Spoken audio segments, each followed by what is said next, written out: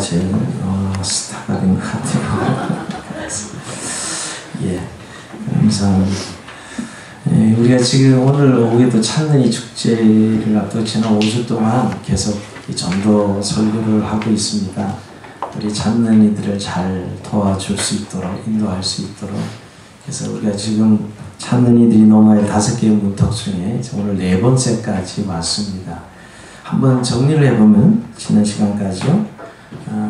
정말 기독교 신앙을 가지려고 하는 찬는이들이 이쪽으로 넘어오려면 먼저 불신에서 신뢰로, 이게 첫 단계죠. 먼저 신뢰가 가는 곳을 신뢰하지 않으면 우리가 어떤 말도 듣지 않으니까요. 들리지 않으니까요.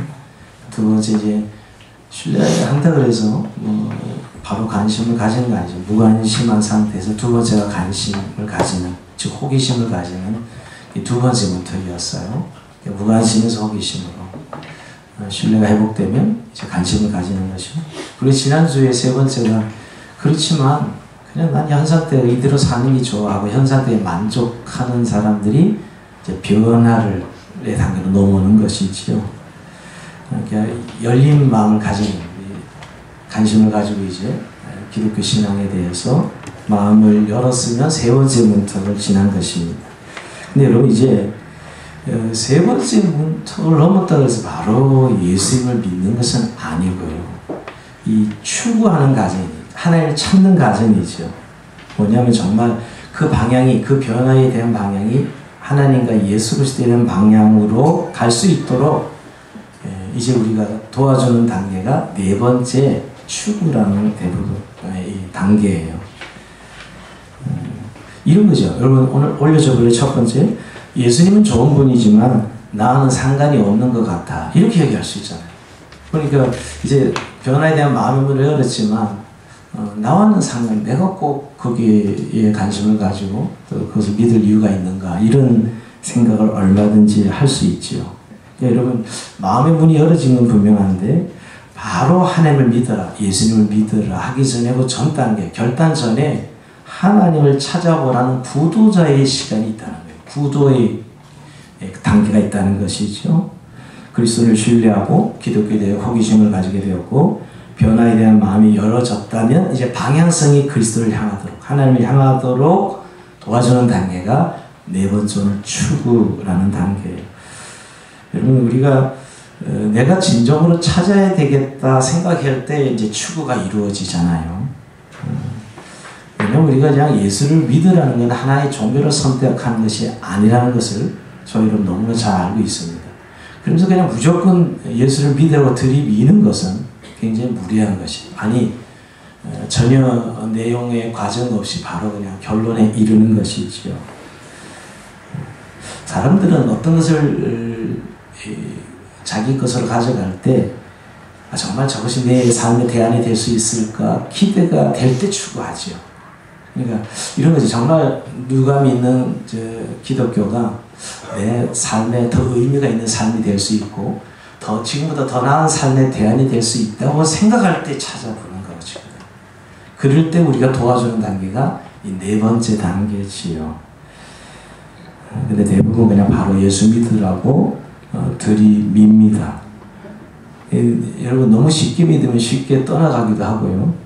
또 사실 우리가 부터 한번 믿어봐 이렇게 이야기하는 것은 조금 어떻게 보면 이 자기 일생의 준대상, 우리의 생명 구원을 결정하는 이 문제를 너무나 쉽게 이야기하는 것 같습니다. 사실 기독교가 그런 면에서 좁은 문인데 우리가 너무 대중적인 모습으로만 설명을 하기 쉬운 것이 먼저 일단 끌어들여야겠다고 생각하니까 그렇게 생각할 수 있는 것이죠. 예를 들면 여러분 누가 결혼할 이제 선을 보고 이러는데 한번 살아봐 그러면 뭐 되는 거죠. 결혼할 상대를 결정하려고 하는데 무조건 살아봐 이렇게 이야기할 수 없잖아요. 정말 알아보고 데이트해보고 그러나 자기 일생을 살아가 배우자를 결정하는 것이지. 그것처럼 우리가 변화에 대한 마음이 열어졌다고 해서 무조건 예수를 믿으러 들이미는 것은 아니다는 거예요. 이 하나님을 찾는 과정을 인정하고 도와줄 필요가 있다. 오늘 그 어떻게 도와줘야 되는지 오늘 우리가 나눠야 될 설교의 주제입니다. 오늘 우리가 본문 읽었는데요. 우리가 너무 잘 구하라 찾으라 두드리라. 구하라 그리하면 너희 주실 것이요 찾으라 그리하면 찾아낼 것이요 문을 두드려 그리하면 너에게 열릴 것이니라. 이렇게 분명히 하나님은 찾는 자에게 만나주신 하나님이요 응답하시는 하나님이시지요. 물론 어떤 방법을 어떤 시간에 만나줄지 모르지만 분명한 것은 자기를 찾는 자들을 만나주시겠다고 약속하셨는데 그 하나님을 찾아보라고 권면하는 단계이죠. 찾아보라고 권면하는 단계. 근데 오늘 같이 제가 6절을 같이 읽었어요. 여러분 왜 6절을 읽었을까 이렇게 여러분 의아하실 텐데요. 어떻게 보면 좀 약간 좀 어렵고 충격적인 말씀이죠. 거룩한 것을 계획해 주지 말고 너희 진주를 돼지 앞에 던지지 말라. 이거 상대방 무시하라는 이야기는 아니에요. 그죠? 그렇지만은 상대방이 준비가 되어 있지 않는데 무조건 줘서는 안 된다는 거죠. 우리가 아무리 좋은 복음을 가지고 있다 하더라도 상대방이 그것을 복음으로 받아들일 수 없는 상태인데 무조건 어거지로 이건 복음이야, 해답이야, 답이야, 진리야 하고 이야기한다고 해서 그 사람을 받아들이는 건 아니거든요. 오히려 업신여김을 받을 수도 있어요.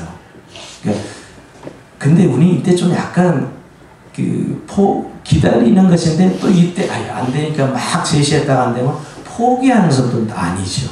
그럼 포기하는 것과 기다리는 것과는 완전 하늘과 땅 차이라는 거 아시죠? 좀 기다려야 되는데 기다려도 바로 해답을 이야기하고 제시했다가 안 되면 실망하고 낙심하는 이런 상황을 우리가 볼 수 있다는 것입니다. 그런 의미에서 여러분 우리가 그 찾는 이들의 그 하나님을 찾는 과정을 인내하면서 기다려주면서 잘 도와줄 필요가 있다는 거예요. 정말 내가 예수님을 믿어야 되겠구나. 정말 예수 믿는 것이 진리고 내 생명의 길이구나 하는 사실을 결단할 때까지 그 과정들을 이해하고 도와줄 필요가 있다는 것이에요. 근데 첫 번째 우리가 이런 과정에서 이 네 번째 추구의 단계에서 꼭 기억할 것 한번 올려줘 볼래요? 먼저는 읽어봅니다. 1번 시작. 참된 구도자와 가짜 구도자를 구별하라. 약간 좀 가짜 구도자라 해서 좀 표현이 그런데요. 저에게 가끔 이렇게 기독교에서 많이 물어봐요. 제가 목사인 줄 알고. 그 답을 막 합니다.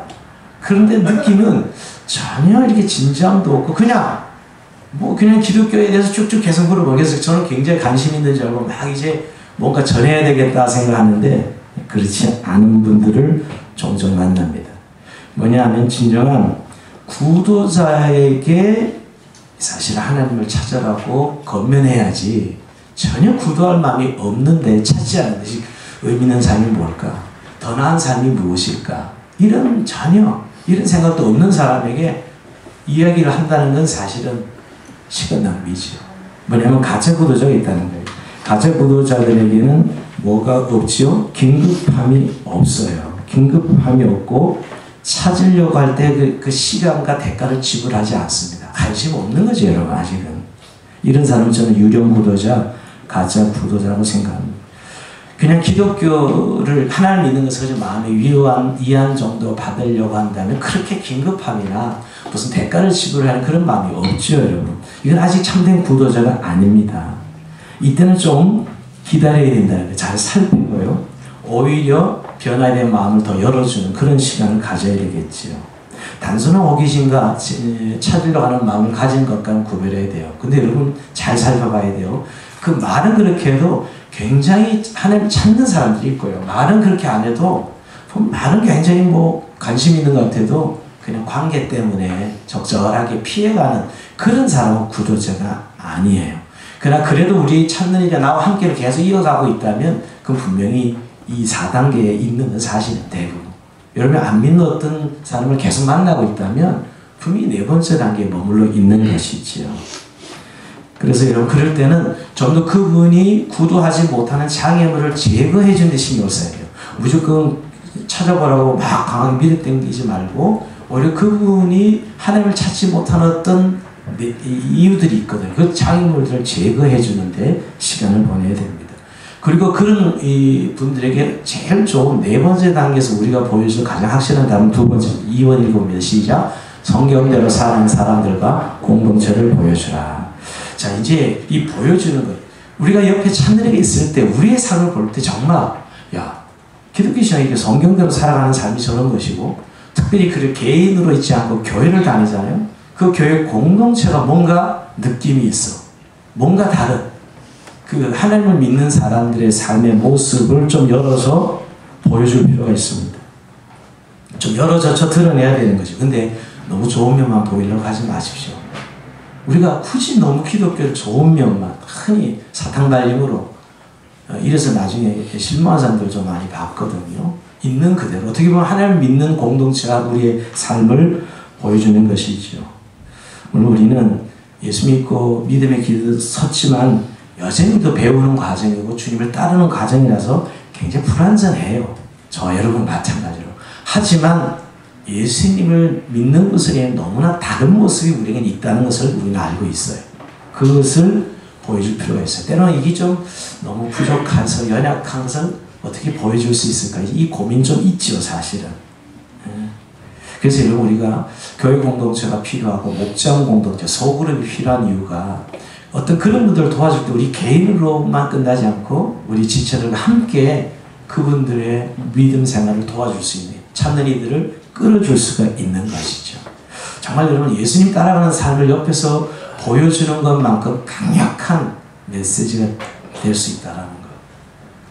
이게 오늘 이제 후반부에 이 문제 계속 다룰 것이고요. 자, 세 번째 부분입니다. 또 어떻게 해야 되는 시작. 구도의 질문에 답을 해주라. 자, 구도자가 이제 찾는 과정에서 늘 질문이 있습니다. 해결되지 않는 질문들이 있는데 여기에 답을 해줄 수 있어야 돼요. 자, 이 부분에 제가 계속해서 우리가 좀 공부해야 된다 그랬습니다. 요즘 우리의 시대 정신은 하나님 없는 세상이죠. 하나님이 없다는 전제로 해서 만드신 교과서를 배우고 그렇게 세상을 살고 있어요. 그래서 사람들은 그렇게 생각합니다. 그 종교의 영역과 이 현실의 영역은 다르다 생각해요. 그리고 이 마음의 영역이지 뭐 종교는. 그러면 이 세상은 이 세상이다. 사실 이런 태도가 사람들이 가지고 있는 세계관이에요.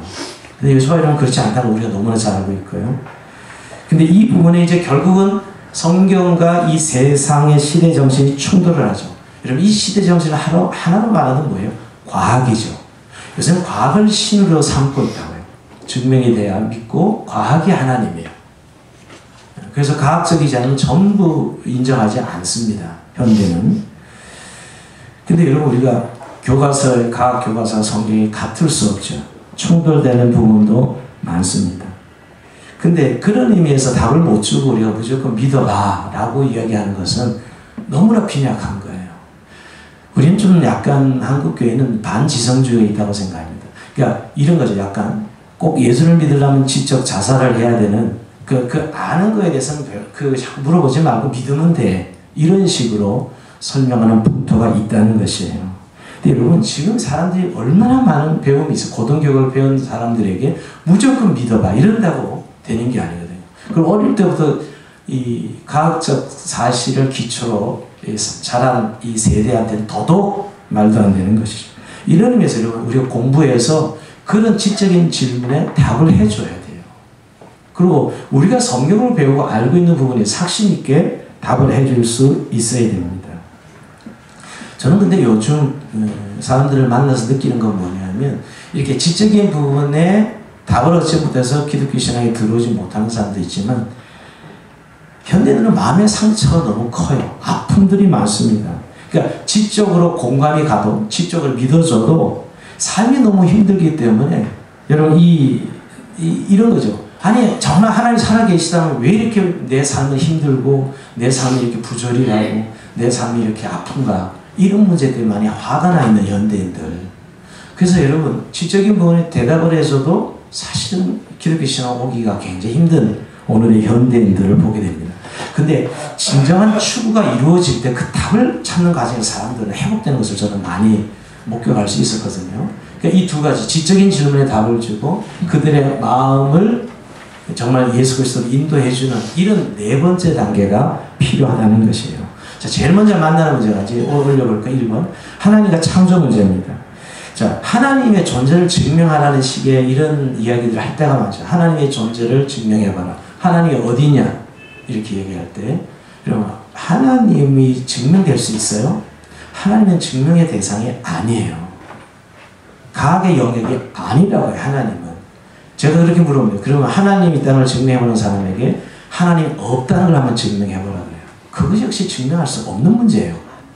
그죠? 왜냐하면 그 하나님의 존재 의무를 과학으로 증명할 수 있는 부분이 아니기 때문이죠. 제가 드리요, 과학이 그럼 만능이고 신이 될 수 있는가? 아니요. 과학은 학설에서 계속 바뀝니다. 그리고 과학적 사실들이 아직도 무수히 발견되지 않았고, 또 발견되면 옛날 과학적 사실은 폐기되고, 과학은 그런 것이에요. 그렇죠? 그러나 과학은 또 그런 학문적 가치를 우리 또 인정을 해야 되는 부분이죠. 근데 제가 왜 이런 얘기냐면, 결국 세계관 문제지 신의 존재 의무는 있다 없다를 증명할 수 있는 문제가 아니거든요. 근데 왜, 결국 요즘 현대인들은 진화론이 하나의 삶의 패러다임이거든요. 세계관이 진화론입니다. 과학적이지 않으면 받아들이지 않는 것이죠. 게다가 그 정도가 아니라 요즘 이 책, 시중에 나온 책 중에 기독교를 공격하는 책들이 너무 많아요. 대표적으로 도킨스라는 사람이 영국의 생물 물리학자죠. 이 사람이 도킨스 만들어진 신, 기독교를 만들어진 신이라고 해서 책을 잘 썼어요. 사실은 신랄하게 또 하나님에 대한 망상, 이게 인간이 만들어낸 신이라는 거죠. 이런 책들이 계속 쏟아지고 있어요. 그래서 여러분 그런 게 설득당한 사람들은 완전 무신론의 진화론에 사로잡혀 있는 것이죠. 근데 여러분 그런 책만 있는 건 또 아니에요. 같은 그 학교에서 공부하는 옥스퍼드에서 공부해서 같은 이 분자 생물학 박사학위를 받은 사람들, 맥클라스 같은 사람이 쓴 책을 보면 또 신랄하게 도킨스의 이 이론을 공격해요. 관심 있는 분들 한번 시중에 책이 많이 나와 있습니다. 도킨스의 망상이라는 책. 만들어진 신을 쓴 도킨스를 이 맥클라스가 같은 그 옥스퍼드에서 박사학위를 받은 학자인데요. 원래 맥클라스는 사람은 무신론이었는데 회심해서 이 도킨스의 이런 반기독교적인 것을 오히려 공격하는 책을 내고 있습니다. 그리고 여러분 진화론은 다윈의 진화론은 지금 거의 폐기된 수준이에요. 물론 진화론을 믿지만 우리가 다윈의 진화론을 배우고 자랐거든요. 얼마나 많은 허구가 있고 과학적이지 못한 건 많아요. 다윈 진화론자들끼리도 늘 싸웁니다. 그걸 알고 계셔야 되고요. 통일되지 않았어요. 그리고 또 하나는 여러분 우리가 과학적이라는 것이 마치 만능처럼 생각하는 그런 잘못된 거기 우리가 사실은 오히려 설득당하면 안 되는 것입니다. 오히려 이 세상의 창조에 대해서 이 세상이 어디서 시작되는가 요새 빅뱅 이론으로 과학은 설명해요. 근데 저는 너무 우리 보수주의 기독교인들은 뭐 무조건 진짜만 나면 그냥 X를 거버리고 잘못된다고 비난하는데 과학적 사실들을 연구해서 발표하는 것을 우리가 존중하는 마음이 필요하고 그건 과학의 영역이에요. 그러나 성경은 여러분 과학적 내용을 담고 있지만 과학은 아니죠. 성경. 하나님의 말씀 진리잖아요. 근데 그 성경이 하나님 인생을 지으시고 모든 세상을 만드셨다는 우리 창조론 그것이 저는 꼭 진화론과 100% 무너뜨려야 제 말은 우리가 이 대화가 돼야 되는데 아예 진화론 창조론 이렇게 이야기하면서 대화가 안 돼서 아예 서로가 입장을 달리해서 얼굴을 안 보는 경우가 많아요. 근데 한 가지 참고적으로 제가 지난번에 말씀드렸지만 과학자들 중에는 유신론자가 더 많습니다. 무신론자보다. 여러분 과학을 연구해보면 그 안에 너무나 많은 그들이 알 수 없는 세계가 너무 많거든요. 그래서 우리가 과학자들은 다 무신론자 같죠? 아니에요. 유신론자가 더 많아요. 우리 같은 기독교 유신론자가 아닌 게 문제긴 하죠. 예. 그런 부분에 있어서 여러분 하나님이 세상을 만드신 것에 대한 이해를 그들 참여를 도와줄 때 창조론을 통해서 하나님이 한 사람을 존귀하게 만드셨고 또 그 사람들을 향한 하나님의 관심과 하나님의 섭리, 하나님의 다스림은 계속 진행되고 있다는 사실을 가르쳐 줄 필요가 있죠. 이런 부분에 대화가 굉장히 필요한 부분이에요. 저는 그래서 성경의 한 부분, 하나님이 인생을 이렇게 만드셨어. 우리가 뭐 창세기 1장, 2장을 통해서도 알 수 있지만 시편 기자가 이렇게 고백하고 있어요. 한번 읽어볼까요? 이 부분 시작. 주께서 내 내장을 지으시며 나의 못에서 나를 만드셨나이다. 내가 주께 감사함은 나를 지으심이 심히 기묘하시니라. 주께서 하신 일이 기함을 내 영혼이 잘 아나이다. 내가 음부의 데서 지음을 받고 땅의 깊은 곳에 기이하게 지음을 받은 때에 나의 형제가 주의 앞에 숨겨지지 못하였나이다. 내 형질이 이루기 전에 주의 눈이 보셨으며 나를 위해 정한 날이 하루도 되기 전에 주의 책에 다 기록되었나이다. 하나님이여 주의 생각이 내게 어찌 이리 보배로우신지요. 그것은 어찌 그리 많은지요. 하나님이 한 사람을 정교하게 섬세하게 만드셨다고 시편 기자가 고백하고 있거든요. 근데 이 하나님의 창조를 증명의 관점에서 보면 진화론자들이 그렇게 이야기하지만 여러분 과학적인 증명만 있는 게 아니거든요. 저는 가끔 인체 신비에 대해서 이야기해요. 우리의 인체가 얼마나 신비한지 이것이 그야말로 그 분자가 막 세포 분열을 해서 오랜 시간 진화해서 만들어졌다. 이게 더 비과학적이구나. 늘 하는 이야기야. 인체를 봐도 여러분 여인이 임신을 해서 그 보통 평소에 자궁의 크기가 수십만 배 늘어나죠. 그러다 다시 아기를 놓고 한 3개월, 6개월 지나면 다시 원상태가 돼요. 그런 인체의 신비만 봐도 이 인체가 얼마나 신묘막측한지 이걸 만약 우연으로 계속 분자가 세포 분열을 하면서 이루어진 거야. 이게 더 비과학적이다. 제가 늘 이야기합니다. 인체의 신비를 약간 더 소개해드리면 인생이 70까지 살면 인간의 심장이 27억 번 27억 번 뛴다 그래 심장이. 그리고 74년 인생은 3,000번 울고 53만 번 웃는다고 합니다. 50톤의 음식물을 먹고 50톤의 물을 마신다고 해요. 70년 인생 동안. 3억 3,300만 번 눈을 깜빡거리고 머리카락이 어느 정도 70세까지 자란 563kg 머리카락이 자란다. 그리고 3억 3,100만 리터의 피를 심장에서 계속 펌프질하고 있다. 갓난아이가 태어나면 305개의 뼈를 가지고 태어납니다. 성장하면 206개의 뼈로 줄어드는데 그 중에 절반의 뼈가 손과 발에 몰려있다고 그래요. 근데 그 뼈가 하강보다 강하고 콘크리트보다 4배 강도가 강하다 그래요. 그리고 이 뼈의 조직은 죽고 다른 조직으로 바뀌어서 7년이면 모든 뼈의 조직이 바뀐다. 7년마다. 그리고 혈관의 총 길이가 12만 킬로, 지구로 3바퀴 돌 수 있고 피가 우리 몸을 도는데 46초밖에 걸리지 않습니다. 여러분 우리가 747 보잉 여객기가 300만 개의 부속품이 이루어져 있는데 우리 몸은 100조의 세포 조직으로 이루어졌다. 이런 신묘막측한 인간의 이 하나님 만드신 작품을 보고 이게 세포 분열이 우연하게 만들어졌다라는 것과 어떤 절대자가 기획하고 설계해서 만드는 것과 이게 과학적인 증명의 문제냐고요. 그럴 수 없는 것이죠. 그런데 여러분 우리가 무한하신 하나님을 유한한 인간이 이 인식하고 안다는 게 사실은 불가능한 거예요. 불가능한 거예요. 정말 그야말로 이 장님의 코끼리 뭐 만지고 이야기하는 것과 같은 거죠. 그런데 하나님이 하나님을 알 수 있도록 하셨어요. 결정적으로 뭐죠? 바로 하나님의 아들이 2000년 인간의 몸을 입고 이 땅에 오신 예수 그리스도를 통해서 그 하나님이 어떤 분인지 알게 하신 것이죠. 이게 결정적이에요. 여러분 하나님이 어떤 분이 우리 유한한 인간이 어떻게 알아요? 그게 뭐 과학적인 증명 인간의 머리 요 조그만 머리를 알아낸다? 말도 안 되는 소리 사실은. 인간이 절대적 신이면 가능하겠지. 100년도 못 살고 죽는 인생이 하나님에 대해서 이러쿵저러쿵 이야기를 하거든요. 이것처럼 넌센스가 없다는 거예요. 그래서 하나님은 우리에게 하나님을 알 수 있도록 결정적으로 하나님이신 예수 그리스도를 인간의 몸을 입고 이 땅에 보내주신 것이에요. 그래서 그 예수님이 아닌 분은 하나님을 알 수가 없었어요. 그래서 여러분 제자 중에도 빌립도 하나님 좀 보여주세요. 이렇게 물어봅니다. 예수님이 어떻게 대답하죠? 요한복음 14장 9절 같이 읽어봅니다. 시작. 예수께서 이르시되 빌립아 내가 이렇게 오래 너희와 함께 있으되 네가 나를 알지 못하느냐? 나를 본 자는 아버지를 보았거늘 어찌 아버지를 보이라 하느냐? 예수님말로 하나님의 아들이 하나님께서 인간의 몸이 이 땅에 오셔서 결정적으로 하나님이 어떤 분인지를 우리의 눈으로 목격할 수 있게 만질 수 있게 하시고 무엇보다 말씀을 통해서 듣게 해주셔서 하나님이 우리가 인식할 수 없는 무한한 하나님을 우리가 인식할 수 있도록 믿을 수 있도록 하신 것이지요. 우리의 눈높이로 알 수 있도록 예수님 보내주신 사건이에요. 여러분 이게 굉장히 중요한 찾는 이들의 안내를 할 때 우리가 어떻게 그 무한한 하나님을 이런 우주 크기를 잴 수 있냐고요. 못 재요. 너무 어마어마해서 이 지구 나이가 45억만 년, 여러분 빅뱅 145억 년, 이 인간의 어떤 숫자가 계산될 수 있는 상황이냐고요.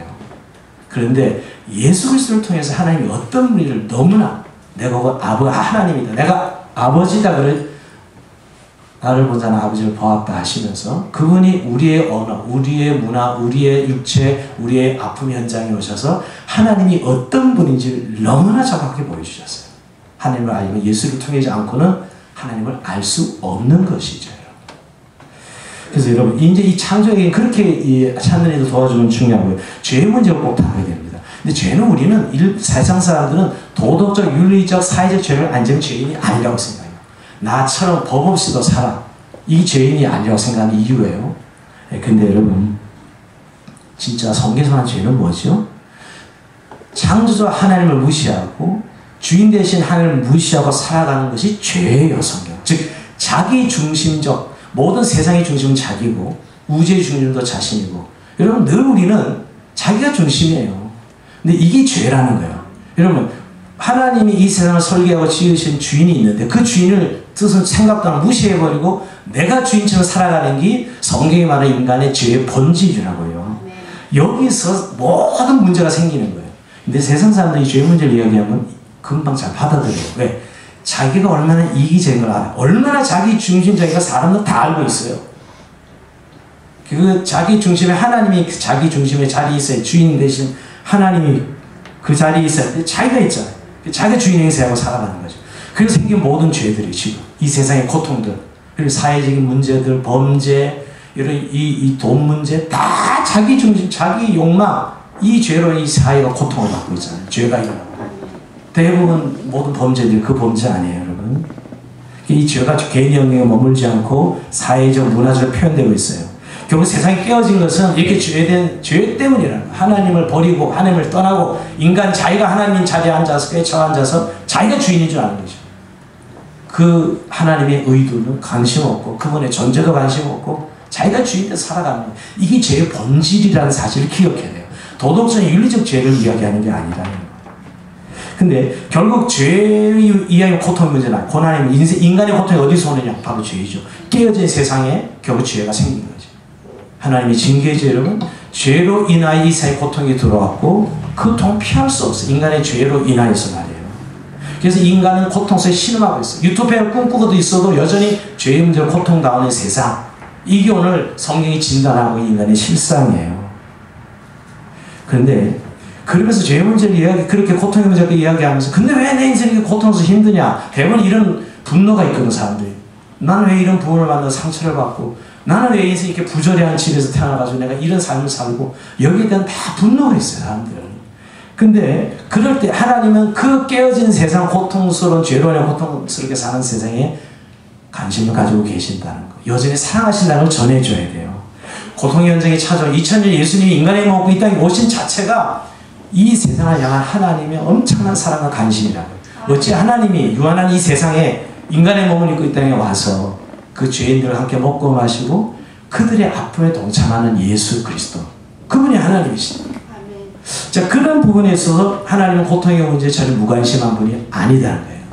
지금 이제 회복을 향한 하나님의 지금 계속 예수 그리스도 오셔서 2000년 됐지만 회복에 대한 과정을 밟고 있는 이제 완성되는 날이 예수 그리스도가 다시 오시는 날 그 모든 회복이 이루어지는데 지금은 그 회복의 시간을 사실 가르쳐야 돼요.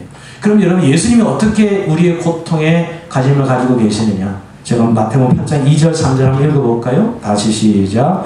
한 나병 환자가 나와 저라고 이르되 주여 원하시는 자를 깨끗하게 하실 수 있나이다 하거늘 예수께서 손을 내밀어 그에게 대신에 이르시되 내가 원하노니 깨끗함을 얻어 하시니 즉시 그의 나병이 깨끗하여진지라. 아멘. 2000 예수님이 인간의 몸을 입고 오신 것도 그 고통인데 그 고통에 인간들의 고통에 참여하신 예수님. 여러분 나병 환자 그때 부정한 환자고 만지지도 않고 다 부정하고 떠나고 도망가는 그런 나병 환자를 직접 만지시고 손을 대시고 깨끗함을 얻으라 하신 예수님.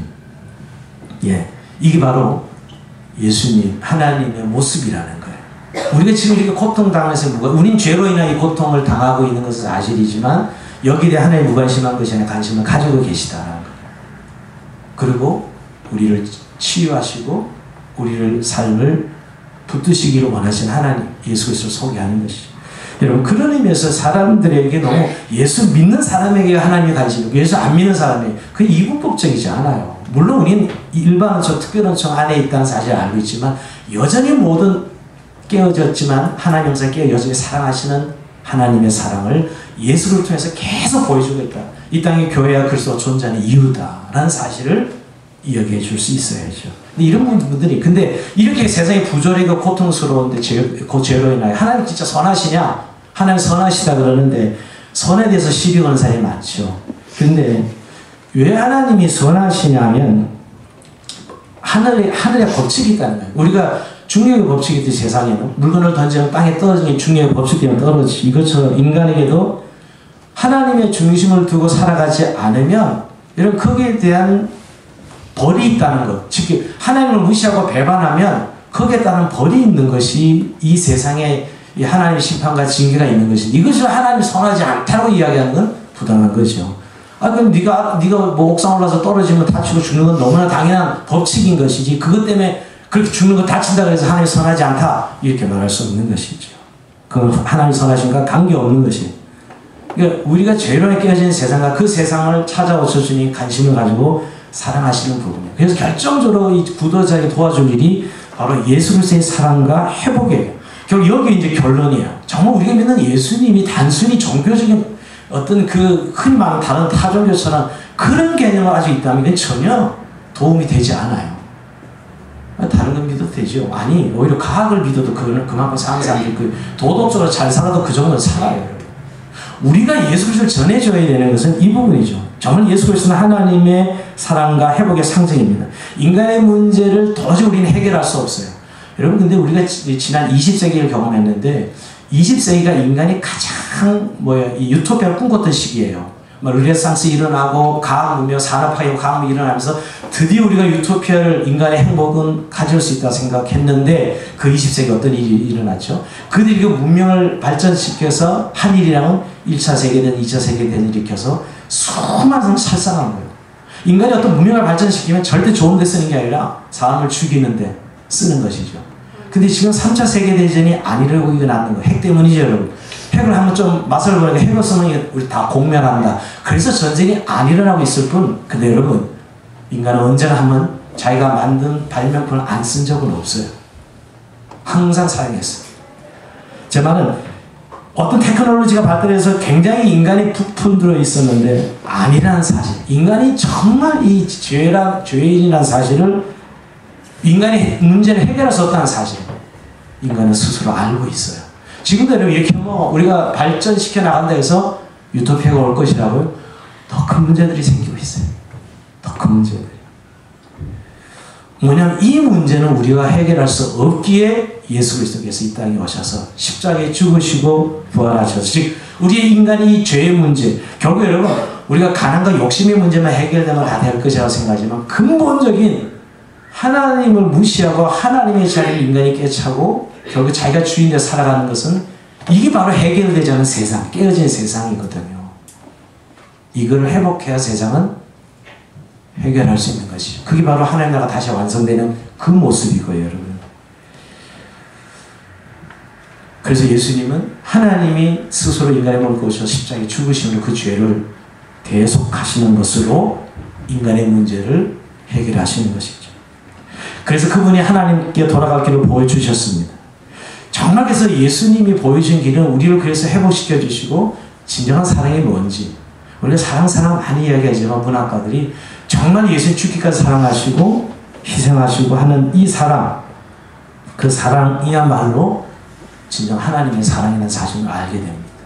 이 세상의 인간적인 어떤 사랑으로도 해결할 수 없는 것이죠. 그런데 결국 그 예수님이 인간으로 끝나지 않고 죽으셨다가 사흘 만에 부활하셔서 하나님이심을 완벽하게 증명합니다. 하나님이심 완벽하게 증명해요. 완전한 회복을 보여주고 미래에 이루어질 완전한 회복을 예수 그리스도의 부활을 통해서 보여주시는 것이죠. 예.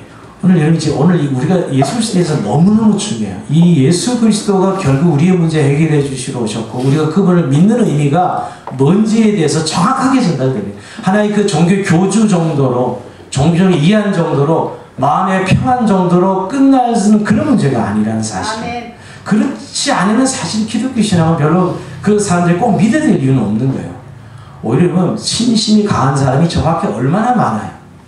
종교심이 많은 사람들이. 오히려 여러분 불교 절에 가가지고 100배하고 그 정말 신심을 보면 탐복할 사람이 얼마나 많냐고요. 여러분 그게 진리냐고요.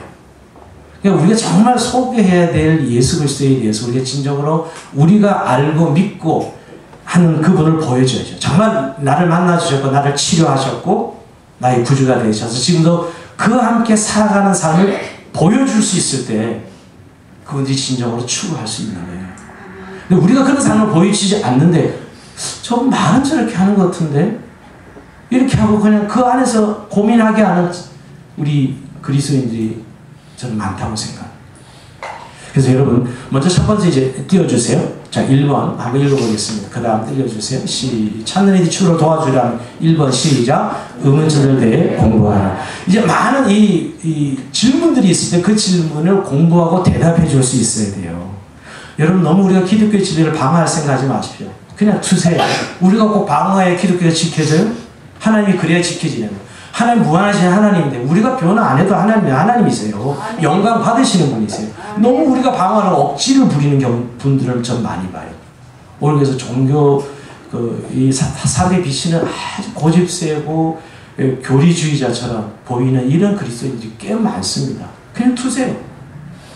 그리고 정말 내가 만난 예수 그리스도 안에서 이야기해 줄 수 있는 부분을 설명해 줄 필요가 있죠. 여러분 많은 분들이 기독교에 이렇게 질문들이 있어요. 뭐 인간의 선악과 문제라든가 뭐 여러 몇 가지 아주 이런 것에 대해 여러분들이 어느 정도 공부하셔야 되고요. 또 사실은 요즘 좋은 책들이 너무 많아요. 대답해 주셔야 돼요. 꼭 무조건 믿어봐로 해결하지. 직접 자살하려 예수 믿을 수 있는 것은 아니라는 거. 그리고 여러분도 공부해야죠. 그래야 사실 그들을 도울 수 있어요. 또 하나는 그들의 마음의 상처를 알고 좀 잘 다뤄야 돼요. 두 번째 그들의 마음의 상처. 요즘은 모더니즘 시대, 요새가 포스트 모더니즘, 현대의 후기 현대주의, 모더니즘에서 포스트 모더니즘 바뀐 게 뭐냐면, 모더니즘은 지적인 이 질문에 답을 주면 되었어요. 근데 포스트 모더니즘은 마음의 문제, 지금. 현대인들이 가장 고민하는 게 자기 마음의 문제예요. 그러니까 우리가 지적인 부분에 대답을 줄 뿐만 아니라, 마음의 부분에 진정한 위로와 치료가 되어야 돼요. 자, 그건 여러분, 그 마음을 정말 상처받은 사람을 잘 이해해야 되고 나도 예수님 만날 때 대부분 지적으로 알아서 예수 믿다기보다는 내 마음의 평안이고 치료받아서 예수 믿는 분이 대부분이에요. 사실은. 아멘. 이 부분을 우리가 간증할 수 있고 나타낼 수 있어야 되는 것이죠. 정말 이 고통 현장에 함께 하시고 그분이 우리를 삶 속 개입해서 함께 하신 하나님. 저는 늘 하나님 우리를 만들 때 로봇으로 만들지 않았다는 거예요. 또 하나님이 세상을 볼 때 이렇게 하시는 분이잖아요. 그냥 다 세상을 다 쓸어버리고 다시 세상을 창조하시면 되시는 그 하나님이 뭐가 아쉬워요. 그런데 하나님의 아들을 인간의 입고 오셔서 이걸 회복시키고 우리 인격적인 창조했다는 건 믿을 수도 있고 안 믿을 수 있게 하셨다 이 말이에요. 아멘. 이게 인간의 자유의지지요. 그러 대신 그 자기의 선택에 대한 결과는 자기가 책임지는 거죠. 근데 그렇게 쓸어버리지 않고 하나님이 고통에 이제 오셔서 우리와 함께함으로 십자가를 짐으로 해결하게 하시는 그 회복해 가시는 그 하나님의 손길, 그 치료하시는 구원하시는 예수 그리스도를 우리가 보여줘야 돼요. 그것은 강력한 찾아보고 싶다. 뭔가 저에게서 느껴지는 더 나은 삶, 저렇게 그리스도와 함께 동행하는 삶을 보여줘야 사실은 이 구도자 찾는 이가 같이 저 길을 나도 한번 가보고 싶다 하지 않겠어요? 그래서 여러분 아까 처음으로 돌아가면 나도 실패한 인생 그렇게 살았지만 당신처럼 내가 예수 그리스도를 만나서 이 구도자가 되고 예수를 믿고 이제 그와 함께 살아가는 삶을 살고 있다는 사실을 말로만이 아니라 내 삶을 통해서 내 인격을 통해서 증언해 줘야 되죠.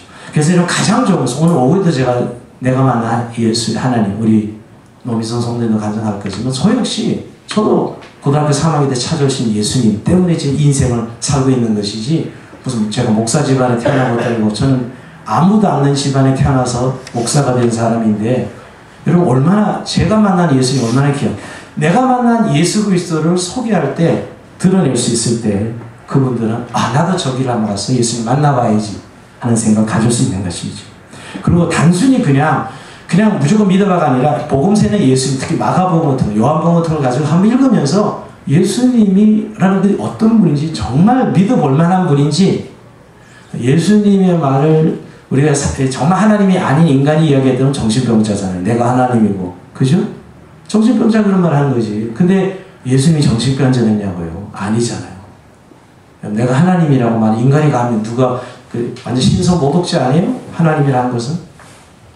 정신병자가 신성모독죄에 해당하는 거죠. 근데 그분의 삶은 그러지 않았어요. 그죠? 하나님으로 믿든지 부정하든지 둘 중에 하나예요. 그 사실이라면. 여러분, 그 만난 하나님을 정말 잘 소개할 필요가 있고, 더 중요한, 나에게 예수님이 얼마나 소중하고 필요한 분인지를, 얼마나 절실한 분인지를 내 상태로 보여줄 수 있다면, 찾는 이들에게 강력한 구도자가 되게 하는 길이에요. 전달대장, 예배 드릴 때는 교회 와서만이 아니라, 내 삶 현장에 정말 예수님이란 분이 내게 어떤 분인지, 내가 사는 삶을 보면 알 수 있잖아요. 저는 매 순간 예수님 없이는 살 수 없는, 그와 함께 의논하고 묻고 질문하고 고민을 털어놓고, 물론 믿음이 연약해서 때때는 낙심하고 때때는 하나님 앞에 죄도 짓지만 여전히 그 예수님과 함께 동행하는 삶을 살고 있는 이 모습 말이에요. 우리가 그러면서 찾는 이의 디딤돌이 되는 것이죠.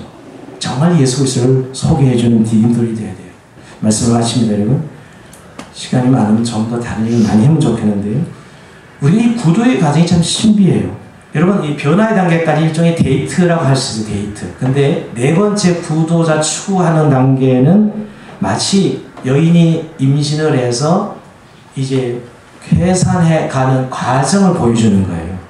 생명이 자라고 인식이 바뀌어요. 여러분, 찾는 이들이 이 네 번째 단계에서 자꾸 하나님을 발견하면서 자기 인식이 하나님 계실 수 있는 거구나. 이때까지 없다고 생각했는데, 그리고 그 예수 그리스도가 옛날에 그냥 하나의 교주라 생각했는데, 4대 성인주의 생각했는데, 성경을 보니까 완전히 다른 분으로 인식되면서 이제 생각이, 인식이 바뀌기 시작해요.